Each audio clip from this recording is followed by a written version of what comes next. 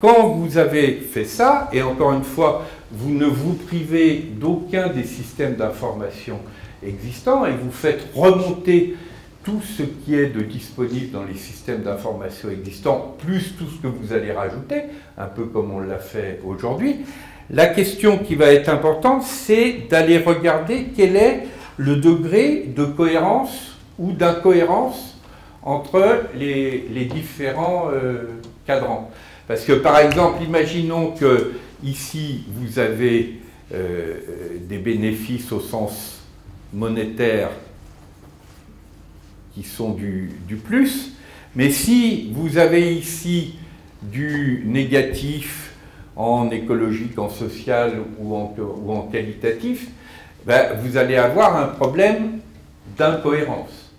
Et l'un des objets, par exemple, de l'annexe, c'est d'aller renseigner les raisons de cette éventuelle incohérence. L'autre élément qui est intéressant, c'est que quand vous faites un système de ce type, il vaut mieux avoir du négatif que d'avoir du non renseigné. C'est-à-dire que si vous avez un bilan et un compte de résultat classique d'une entreprise, d'une organisation qui n'est que financier, ben dans votre représentation visuelle, vous allez mettre tout le reste en zone grise. Et visuellement, il vaut mieux avoir si vous prenez un code couleur simple de type le rouge c'est négatif, le vert c'est positif, le orange c'est mitigé, etc., pour prendre un code simple et en général accepté, il vaut mieux avoir du rouge que du gris. Parce que quand vous avez du gris, ça veut dire je ne sais rien. Donc une organisation qui se présente avec les 3/4 de l'information manquante, c'est une organisation qui apporte moins de reddition comptable qu'une organisation qui va peut-être avoir 3 cadrans rouges, mais qui aura fait au moins l'effort d'apporter des éléments d'information sur ce plan. Et puis ensuite, évidemment, l'objectif, c'est d'aller vers le plus possible de vert, mais de renseigner. Et là, par exemple, le rôle de l'annexe ou d'autres éléments comptables, c'est justement de dire qu'est-ce qui explique, par exemple, que je peux avoir des bénéfices monétaires et, inversement, des nuisances ou des pertes sur d'autres terrains. Ou l'inverse. Parce que vous pouvez avoir une organisation quelconque qui a des pertes monétaires, mais dont la collectivité se dit, les services qu'elle rend par ailleurs par ses activités bénéfiques, mérite bien qu'on mette au pot, parce qu'on a intérêt à ce que cette organisation continue. Vous voyez, c'est ça l'esprit. Alors, ça, c'est de l'ordre encore du projet, parce que là, on est sur des éléments de piste, mais si ça vous intéresse, c'est quelque chose qu'on peut travailler, y compris dans des organisations précises, pour un peu ce qu'on a fait avec le Global Forum, mais de le faire sur des vraies comptabilités et de le transcrire aussi avec des applications informatiques simples, qui fait qu'à ce moment-là, dans la façon même, je te donne tout de suite la parole précise, dans la façon même de construire les éléments de la comptabilité, on va avoir cette demande d'information qui vous est faite par l'application, qui va vous demander qu'en est-il sur votre temps, qu'en est-il sur votre bilan carbone, qu'en est-il, etc. Puis vous rajoutez les autres éléments, mais qui est dans cette direction. Oui, Cassie ? Je me posais la question, alors naïve, parce que néophyte, parce que c'est comme mon domaine, mais si la partie financière est à l'équilibre normal, et que les 3 autres domaines sont soit très en négatif, soit très en positif, on en fait quoi? C'est-à-dire que comptablement, tout va bien dans le meilleur des mondes, et sur les autres domaines, c'est soit la cata, soit c'est super, mais en quoi est-ce qu'on va avoir une appréciation, une reconnaissance d'un cas de figure ou de l'autre? Alors, il y a 2 éléments. Il y a les éléments qui sont sur les cas limites, c'est-à-dire ce qui correspond à l'équivalent du risque de dépôt de bilan. Où là, ce n'est pas simplement une information qui est donnée sur la vie d'une organisation, c'est le fait de dire attention, alerte rouge. Bon. Dans ce cas de figure, si on est par exemple dans des seuils d'insoutenabilité, on peut avoir un dispositif, y compris que ça devient un dispositif juridique. Moi, c'est ce que j'avais proposé dans mon rapport sur reconsidérer la richesse, d'avoir des seuils d'alerte qui permettent, par exemple, aux salariés d'une entreprise de saisir une tutelle en disant « nous risquons un dépôt de bilan écologique ou nous risquons un dépôt de bilan social ». Donc ça, c'est un cas limite, mais un cas qui est très important, parce que le dépôt de bilan, ça existe, et c'est d'étendre la notion de dépôt de bilan pour dire « attention, là, il y a un risque qui est à la fois un risque pour l'organisation elle-même, mais il y a un risque pour la collectivité. Là, ce qu'on est en train de détruire du côté des écosystèmes, où là, le degré de souffrance au travail qui est généré est tel que ce n'est pas simplement l'organisation qui est en cause, c'est aussi les parties prenantes. Donc ça c'est une première entrée. L'autre entrée, c'est tout simplement la fiscalité.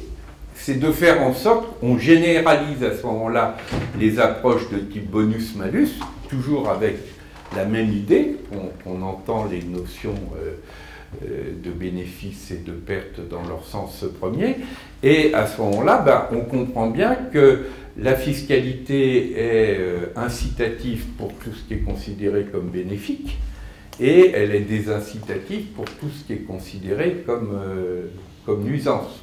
Donc, tu as deux entrées qui sont deux entrées classiques du mode d'intervention, soit de la loi, soit de la fiscalité, qui peuvent utiliser des outils comme la comptabilité bénéfique dans ce sens-là. Le troisième élément, c'est l'information, l'évaluation pour les acteurs de l'organisation elle-même et puis pour ses parties prenantes. Qui est de les impacts d'image, par exemple, des choses comme ça. Par exemple, alors, dans ce qu'on disait ce matin sur l'un des points clés dans les formes actuelles d'économie, c'est le capital réputation, évidemment, là, ça joue un rôle important. Si je me rends compte qu'il y a une contradiction et que l'annexe ne me donne pas les raisons profondes de cette contradiction, mais que je suis amené à voir que je suis complètement dans de la com, à ce moment-là, je sais que les parties prenantes, elles vont pouvoir utiliser cette information pour éventuellement mettre en cause mon capital réputation. Donc j'ai drôlement intérêt quand même à sortir de la simple communication. Oui ?